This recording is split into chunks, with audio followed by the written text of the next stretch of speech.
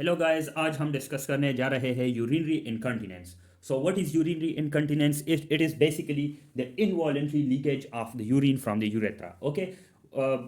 इसके जो main types है, जो मोस्ट कॉमन टाइप्स है, वो तीन है: अर्ज incontinence, stress incontinence and mix incontinence, which is the combination of both stress and urge incontinence. Okay, so today we will be discussing the first type, which is urge incontinence, and it is most common in the older population, and it increases with age, and it is more common in women than men. Okay, so urge incontinence. What is urge incontinence? It is basically the sudden urge to urinate or the sudden urge to micturate, leading to involuntary leakage of urine or leading to incontinence. Okay, तो इसमें बहुत sudden अर्ज होती है to मिक्चुरेट, और उसके साथ incontinence भी होता है. ठीक है.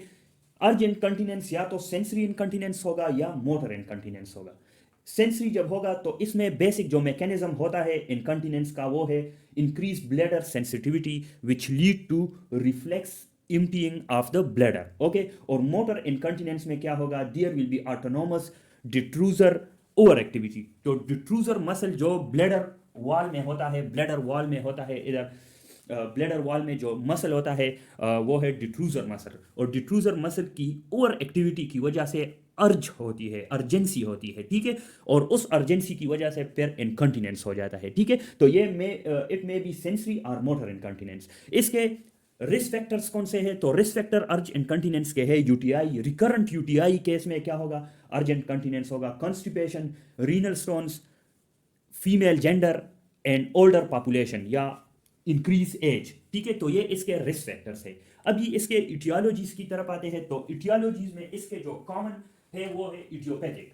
Idiopathic is the most common cause of this urge incontinence. फिर न्यूरोलॉजिकल कंडीशंस की वजह से भी होते हैं, जैसे कि spinal cord injury, multiple sclerosis, dementia, Parkinson disease and stroke. तो ये न्यूरोलॉजिकल कंडीशन है जिसकी वजह से डिट्रूजर मसल की ओवर एक्टिविटी हो जाती है. ठीक है. तो इसको हम ओवर एक्टिव ब्लैडर भी कह सकते हैं. ठीक है. ओवर एक्टिव ब्लैडर भी कह सकते हैं. लेकिन ओवर एक्टिव ब्लैडर में क्या होता है? उसमें अर्जेंसी होती है, लेकिन अर्जेंसी मे बी और may not be accompanied with incontinence. ठीक है.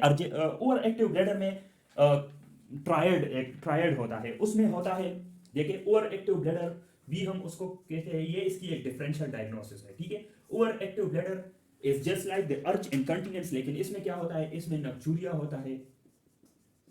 ठीक है. इसमें अर्जेंसी होती है, लेकिन दिस अर्जेंसी इज विद और विदाउट इनकंटिनेंस. ठीक है. और इसमें एक और होता है urinary frequency. So this triad is basically the over active bladder या ओवर एक्टिव इनकंटिनेंस. ठीक है.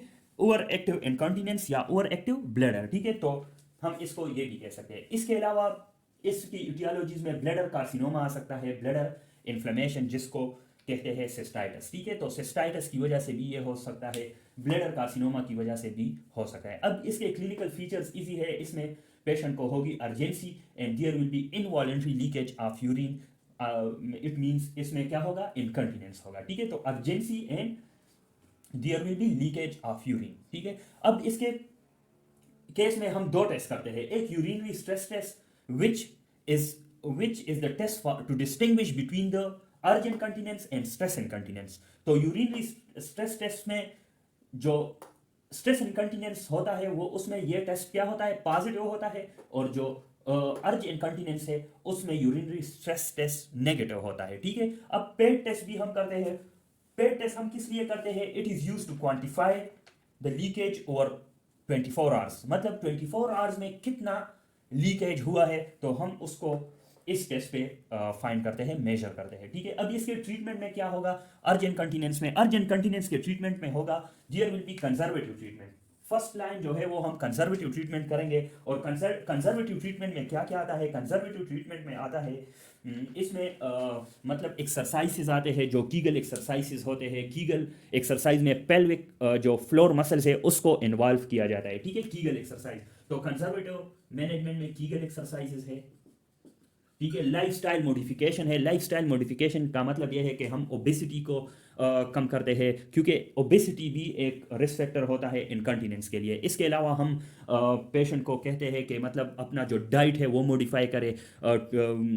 We suggest patient to avoid the caffeine and alcohol usage, ठीक है। तो Kegel exercise, dietary modification, lifestyle modification, और इसमें एक और भी कंजर्वेटिव मैनेजमेंट में आता है, वो है ब्लैडर ट्रेनिंग, ठीक है। तो Kegel exercise, bladder training and lifestyle modifications are the conservative treatment. उसके बाद अगर कंजर्वेटिव ट्रीटमेंट से काम नहीं चला तो उसके बाद हम करते हैं मेडिकल ट्रीटमेंट। और मेडिकल ट्रीटमेंट में अर्जेंट कंटिनेंस की बेसिक मैकेनिज्म क्या है? There is over activity of detrusor muscle, ठीक है। डिट्रूजर मसल्स जो इधर ब्लैडर में होते हैं वो ओवर एक्टिव हो जाते हैं। तो हम इस जो मतलब इसकी कंट्रेक्टिलिटी ज़्यादा होती है अर्जेंट कंटिन्यूस में, तो हम इसमें दो ड्रग्स मेन यूज़ करते हैं। एक एंटीकोलिनर्जिक्स। एंटीकोलिनर्जिक्स क्या करते हैं? जो कोलिनर्जिक्स होते हैं ना, कोलिनर्जिक एगोनिस्ट, वो क्या करते हैं? इधर पे M3 रिसेप्टर्स होते हैं। M3 रिसेप्टर्स पे एक्ट करके कोलिनर्जिक एगोनिस्ट क्या करता है? वो ब्लैडर को कंट्रैक्ट करते हैं, ठीक है, कंट्रैक्टिलिटी उसकी ज़्यादा करते हैं।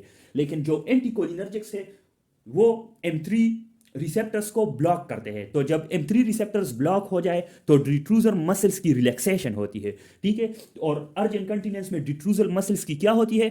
कंट्रैक्टिलिटी ज़्यादा होती है, ओवर एक्टिविटी होती है। तो जब हम M3 एंटागोनिस्ट ड्रग्स देते हैं तो डिट्रूजर मसल क्या होते हैं? रिलैक्स होते हैं। तो हम ये देते हैं अर्जेंट कंटिनेंस में। दूसरा जो ड्रग है वो है बीटा 3 एगोनिस्ट। बीटा 3 रिसेप्टर्स भी इधर डिट्रूजर मसल्स में होते हैं। बीटा 3 रिसेप्टर्स क्या करते हैं? जब ये हम एगोनिस्ट देते हैं ना, तो ये बीटा 3 रिसेप्टर को क्या करता है? स्टिमुलेट करता है। एंड बीटा 3 स्टिमुलेशन की वजह से डिट्रूजर मसल्स की रिलैक्सेशन होती है, ठीक है। तो अर्जेंट कंटिनेंस को ये ट्रीट कर लेता है, ठीक है। तो एंटीकोलिनर्जिक्स में क्या आता है? जो इसका जो मेन ड्रग है वो है ऑक्सीब्यूटाइनिन, ठीक है, ऑक्सीब्यूटाइनिन। तो O for oxybutynin, O for over active bladder. तो ऑक्सीब्यूटाइनिन क्या करता है? ओवर एक्टिव ब्लैडर में हेल्प करता है इसकी ट्रीटमेंट में। इसके अलावा इसमें और भी ड्रग्स आते हैं। ये एंटीकोलिनर्जिक में ऑक्सीब्यूटाइनिन हो गया, सोलिफेनेसिन हो गया, ठीक है। तो ये इसमें ड्रग्स आ गए। बीटा 3 एगोनिस्ट में जो मेन ड्रग है वो है मेरोबेग्रॉन, ठीक है। मेरोबेग्रॉन इसमें मेरोबेग्रॉन इसमें जो M3 एगोनिस्ट है वो है मेरोबेग्रॉन, ठीक है। तो ये दोनों ड्रग्स जो एंटीकोलिनर्जिक्स है और बीटा 3 एगोनिस्ट है, ये डिट्रूजल मसल्स रिलैक्सेशन करता है, ठीक है। तो ये हो गए ड्रग्स। इसके बाद अगर मेडिकल ट्रीटमेंट से काम नहीं चला तो हम सेकंड लाइन ट्रीटमेंट की तरफ आते हैं। वो उसमें क्या क्या है? उसमें है,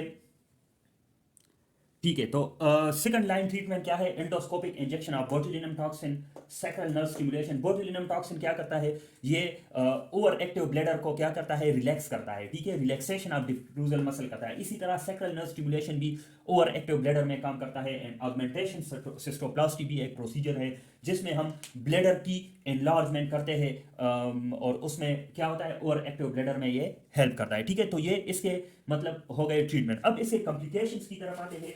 कॉम्प्लिकेशंस जो अर्जेंट कंटिनेंस, सारी जो यूरिनरी कंटिनेंस है उसकी कॉम्प्लिकेशन तकरीबन सेम है। मेंटल हेल्थ ये इफेक्ट करता है, ठीक है। तो इसके कॉम्प्लिकेशंस जो है वो मेंटल हेल्थ को ये इफेक्ट इसलिए कि बंदा डिप्रेशन में चला जाता है, ठीक है, बंदा डिप्रेशन में चला जाता है। और इसके अलावा डर्मेटोलॉजिकल कॉम्प्लिकेशंस भी इसमें है, लाइक डर्माटाइटिस। ये डर्माटाइटिस कर सकता है क्योंकि there is leakage of urine. तो लीकेज ऑफ यूरिन, जब स्किन पे लीकेज यूरिन लीक होगा तो डर्माटाइटिस होगा।